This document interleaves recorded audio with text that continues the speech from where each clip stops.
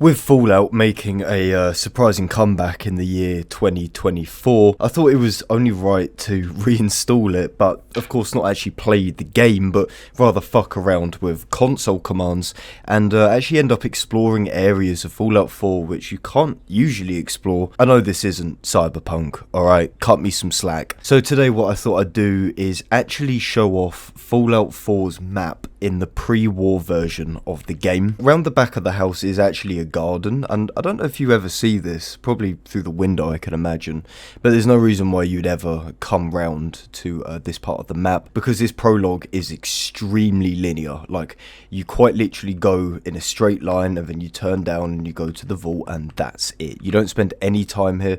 There's no kind of gameplay here, which is a little bit of a shame, but at the same time, what can you expect? Our little Vault Tech rep is actually just standing here awkwardly, waiting for something to happen.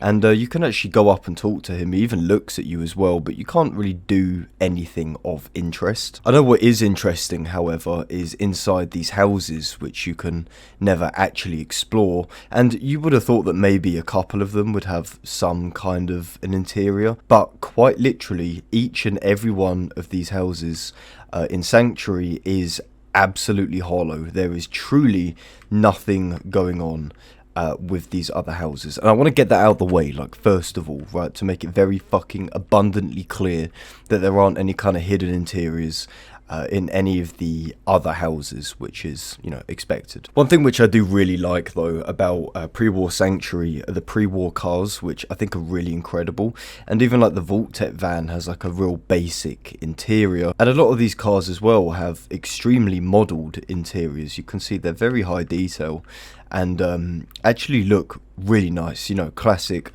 Fallout retro futurism. It looks extremely good. So really, for Sanctuary itself, the only house which is actually real is our own house right about there. All of these other houses don't unfortunately have anything inside of them, but ultimately there isn't a great amount, and this is actually where Sanctuary ends. You can never usually go this far, as this ends up getting blocked off by the military, but of course we can keep going forward and we can go over the bridge, which would take us out into the Wasteland. For a start, this statue is still present, and you can go up to it. It exists exactly how you would expect, which is pretty interesting, and you can even follow the path a lot further out and see that the map does actually end quite abruptly, and this is where the terrain gets a little bit funky. To give you an idea of just how tiny Sanctuary itself is, it's probably best to look at it from above, because we can see that our house is around here. We have maybe a handful of other houses, and then that's it. It ends. And outside of the map, well, unfortunately there isn't a whole pre-war Boston, which would have been pretty cool, but no, instead we get these really strange sets of terrain which don't have any collision. There is absolutely nothing going on with these things, and you do get random points of interest, like for example there's some kind of radar dish all the way out here. It's of course floating, but it's, you know, fairly detailed. There is this gigantic hole in the terrain, which is pretty interesting. I don't know what this is about. I had a theory that maybe it was where the bombs fall, but I think the bombs fall closer to the vault. So truly, I don't know what is going on with this, and it's made even more confusing by the fact that there's actually water all the way down here. This reminds me a lot of those Microsoft Flight Simulator things where they had like those gigantic holes in the terrain. The water's drinkable as well, so, you know, clearly there's a little something going on. We also have one of these Concorde, I'm not actually too sure what these are, but these are actually the post-war models. As you can see, they're pretty worn and torn, but they're just put in this pre-war section because, well, you can never get close enough to see, but from afar it looks absolutely fine. But it's pretty funny to see that there's a lot of these rusted and kind of dirty assets which have been ripped straight from the actual game. Like, even here we have some vegetation on the back of this antenna, considering that this is what, like 200 years before the bombs drop. It's pretty funny to see that there's just like reused assets. Over here as well is, I think, Diamond City. I'm not 100% sure what the purpose of this place is or why this is here, unless this could be some like pre-war city, but they're all pretty low detail. There's unfortunately nothing inside of them, and even around this way as well, you know, again, just a repeat. But I think you can see it from the distance, and that's possibly why they're there.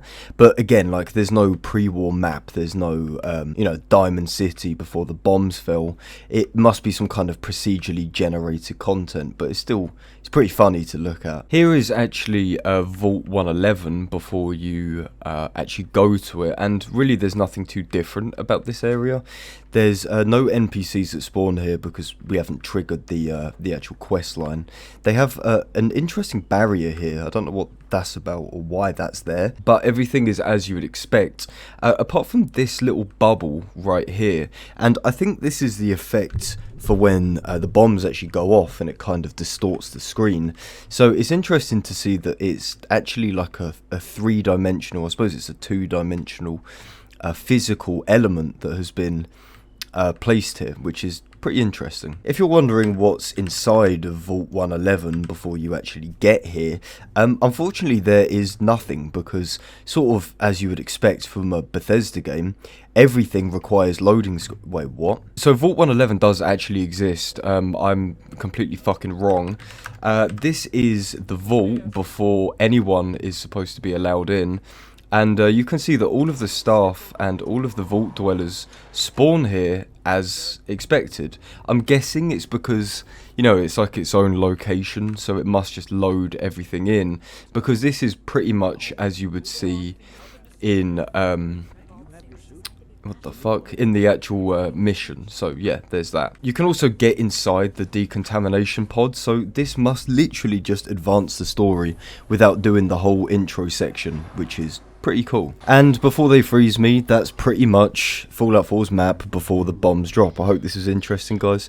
If it was, feel free to subscribe, and as always, I'll see you guys in the next video.